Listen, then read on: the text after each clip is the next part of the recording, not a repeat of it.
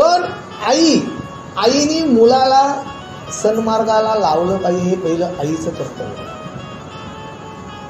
बघा, तर गोपीचंद राजा याच्या 18 पत्न्या, किती बायका?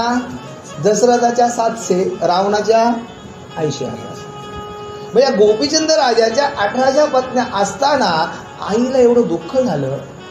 अरे माझ्या भावाचा संसार एवढा मोठा असा सार्वभौम राजा, या 1800 पत्न्यांच्या घोळक्यात याच्या शरीराची काय होणार आहे? माती होणार, याचं आयुष्य फुकट जाणार आहे. आणि ती माडीवर आई बसलेली आहे आणि या गोपीचंदाला 1800 पत्न्या अंघोळ घालत आहे. चंदनाचा सुवास उठणं, असं अनेक प्रकारचं सुगंधी अत्तर घेऊन त्याची अंघोळ चाललेली आहे. अंघोळ करत असताना आई माडीवर, तिच्या डोळ्यात अश्रू आले.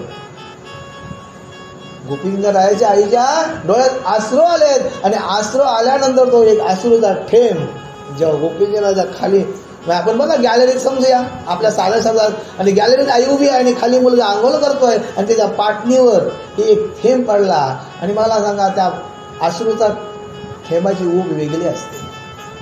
पहा तुम्ही, आपल्या डोळ्यातून जर अश्रूची ऊब उबदार असतात अश्रू आपले, आणि तो एक अश्रू या गोपीचंदाच्या पाठीवर पडल्यानंतर याचा अंग थोडासा शहरला. वर पाहतो तर आई रडते, वर पाहतो तर आई रडते. हा धावत तिथून उठला, अंघोळ सोडली आणि जाऊन आईला बिलगला, आई काय झालं? माय काय रडते तू? त्यावेळेला आई बोलते, बाळा तुझ्या आयुष्याचं सोनं नाही होणार आहे. काय तू अशी का म्हणते? अरे तू या मायेच्या भोवऱ्यात जर घोळून गेलास, या 1800 पत्नींच्या ज्या संसारा सुखात तू जो बुडून गेलास, तर परमार्थ कधी करशील? तू परमार्थ कधी करशील?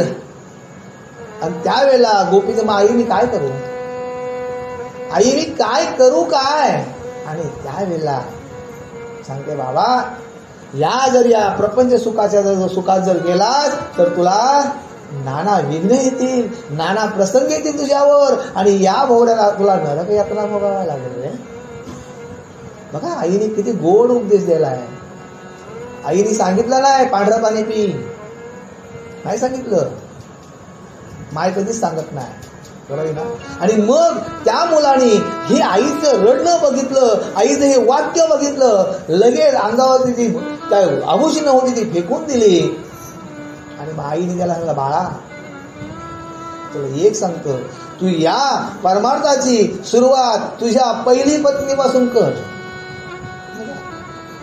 परमार्थाची जर तुला खरोखर जर सुरुवात करायची असेल, भगवंताच्या सानिध्यात जायचे असेल, तर पहिल्या पत्नीपासून कर.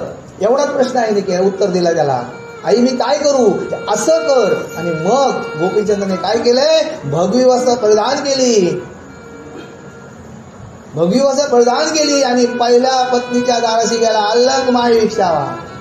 बघा काय आई असेल की सार्वभौम राजाला तिने साधूत रूपांतर केलं. म्हणजे अशा प्रकारे कुंतीने कशी मुलांना